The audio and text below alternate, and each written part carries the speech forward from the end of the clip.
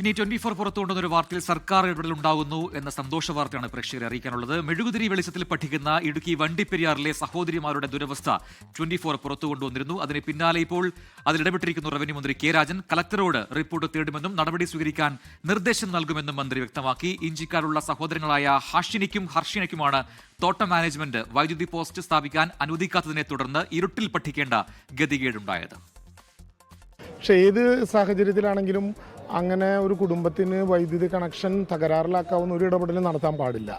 സാധാരണ നിലയിൽ സ്വകാര്യ ഭൂമിയിലൂടെ കടന്നു പോകുമ്പോൾ അതിന് തടസ്സം നിർത്തിയാൽ പോലും മറ്റു വഴികളില്ലെങ്കിൽ വൈദ്യുതി ലഭ്യമാക്കാനുള്ള ഇടപെടലുകൾ നടത്താനുള്ള അധികാരമുണ്ട് സർക്കാരിന്. 24 ഇക്കാര്യം ശ്രദ്ധയിൽപ്പെടുത്തിയ സാഹചര്യത്തിൽ ഇവിടെ വെച്ച് തന്നെ ജില്ലാ കളക്ടറോട് ഇക്കാര്യത്തിൽ അടിയന്തരമായി എന്താണ് സംഭവമെന്ന് അന്വേഷിക്കാനും ബന്ധപ്പെട്ടവരുമായി ചർച്ച ചെയ്യാനും ആവശ്യമാണെങ്കിൽ സർക്കാർ ഗൗരവമായിട്ടുള്ള നടപടി അക്കാര്യത്തിൽ എടുക്കാനും ഉള്ള തീരുമാനം ഇപ്പോൾ അറിയിക്കുന്നതാണ്.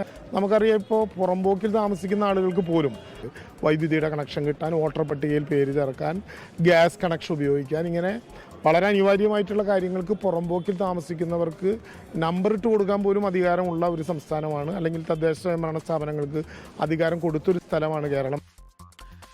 24 ഇമ്പാക്റ്റ് ആണ് ഈ വാർത്ത. എന്തായാലും വിശദാംശങ്ങളുമായി രാഹുൽ വിജയൻ ഇടുക്കിയിൽ നിന്ന് ചേരുന്നു. രാഹുൽ, സന്തോഷമുള്ള കാര്യമാണ് മന്ത്രി ഈ വിഷയത്തിൽ ഇടപെടുന്നു എന്നുള്ളത്. അതിൽ എപ്പോൾ റിപ്പോർട്ട് നൽകാനാണ് ഇപ്പോൾ പറഞ്ഞിരിക്കുന്നത്? അത്തരത്തിൽ വിശദാംശങ്ങൾ, നിർദ്ദേശം അവിടെ കളക്ടർക്ക് ലഭിച്ചിട്ടുണ്ടോ രാഹുൽ?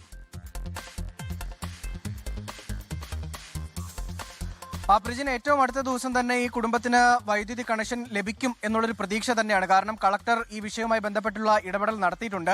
സബ് കളക്ടറോട് ഇത് സംബന്ധിച്ചിട്ടുള്ള റിപ്പോർട്ട് ആവശ്യപ്പെടുകയും ആ റിപ്പോർട്ട് സബ് കളക്ടർ കളക്ടർക്ക് സമർപ്പിക്കുകയും ചെയ്തിട്ടുള്ളതാണ്. എന്നിരുന്നാലും ഈ കഴിഞ്ഞ 2-2.5 മാസമായിട്ട് ഒരു 4 അംഗ കുടുംബം ഇരുട്ടിലാണ് താമസിച്ചിരുന്നതെന്നുള്ളത് ആശ്ചര്യപ്പെടുന്ന കാര്യം തന്നെയാണ്. അത് ഇത്രയും നാളും ഒരു എസ്റ്റേറ്റിന്റെ അല്ലെങ്കിൽ എസ്റ്റേറ്റ് മാനേജ്മെന്റിന്റെ പിടിവാശി കാരണമാണ് ആ വൈദ്യുതി ഇല്ലാതിരുന്നത് എന്നുള്ളതാണ് ഏറ്റവും ആശങ്കപ്പെടുന്ന കാര്യം. പോപ്സ് എസ്റ്റേറ്റ് അവരുടെ മാനേജ്മെന്റ് ാണ് ഈ കുടുംബത്തിന്റെ, ഈ 4 അംഗ കുടുംബത്തിന്റെ വീട്ടിലേക്ക് വൈദ്യുതി കണക്ഷൻ ലഭ്യമാക്കുന്നതിന് വേണ്ടി പോസ്റ്റ് ഇടാൻ തടസ്സമായിട്ട് നിന്നിരുന്നത്. ഇത് 25 വർഷത്തിലധികമായി വിജയൻ എന്ന് പറയുന്ന ആളുടെ കൈവശമുള്ള സ്ഥലമാണ്. അവിടെ അവർ സ്ഥിരതാമസക്കാരാണ്.